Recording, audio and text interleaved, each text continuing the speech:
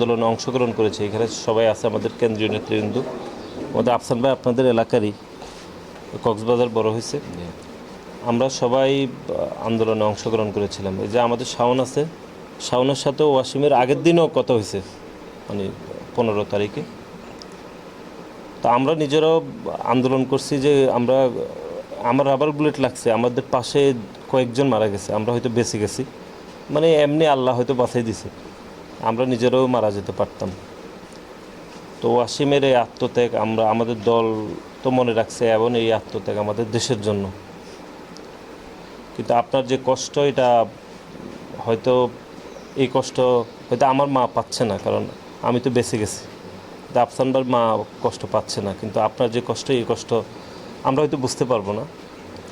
কিন্তু এটাই বাস্তবতা যে আমাদের ওয়াসিম চলে গেছে আমাদের ছেড়ে, এবং শুধু ওয়াসিম না, আমাদের 142 জন ছাত্রদলের নেতাকর্মী শহীদ হয়েছে।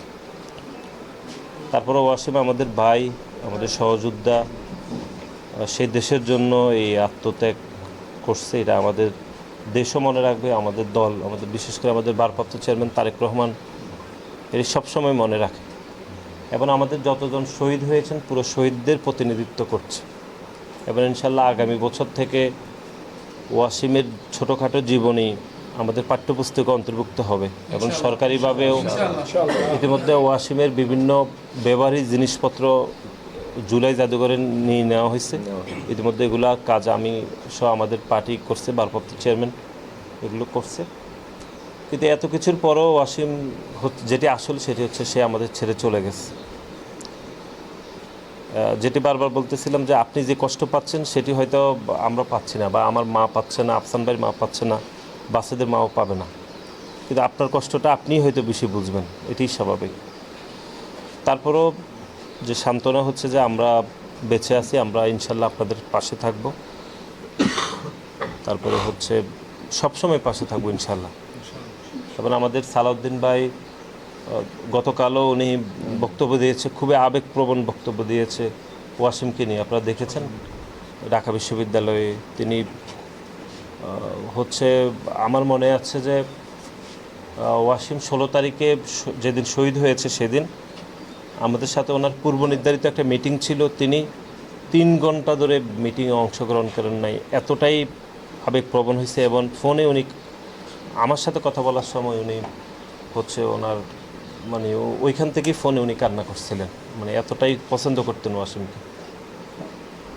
তো আমাদের ভারপ্রাপ্ত চেয়ারম্যান তারেক রহমান তো পাশে থাকবেই, আমাদের সালাউদ্দিন ভাই এই এলাকার অভিভাবক হিসাবে তিনি সবসময় পাশে থাকবে। আর আমরা ছাত্রদলের প্রতিটা নেতাকর্মী ওয়াসিমকে মনে রাখবো। এই জন্যই মনে রাখতে হবে, কারণ ওয়াসিম হচ্ছে আমাদের সকল শহীদদের অভিভাবক ছাত্রদলের, যে সেই পথ অনুসরণ করে দিয়ে গেছে আমাদেরকে, যে মুক্তির লড়াইয়ে আমাদেরকে এগিয়ে দিয়ে গেছে।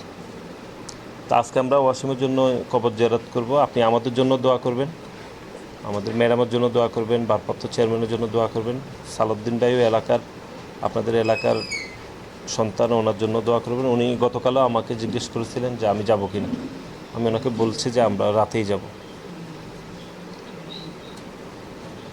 আর সর্বশেষ যেটা সেটা হচ্ছে মানে এই আন্দোলনে তো অনেকেই শহীদ হয়েছে, প্রায় 2000-এরও অধিক, কিন্তু তার মধ্যে ওয়াসিম যেভাবে শহীদ হয়েছে দেশের জন্য, এবং বিশেষ করে দলকে যেভাবে পুরো অংশীদারিত্ব করছে, এটা আমরা সবাই আসলে মনে রাখতে হবে। হ্যাঁ, ঘোষণা দিয়ে। তা আমরা তার হচ্ছে রুহুর আত্মার মাগফিরাত কামনা করতেছি, আল্লাহ যেন তাকে জান্নাতবাসী করে। আপনিও আমাদের জন্য দোয়া করবেন ইনশাল্লাহ।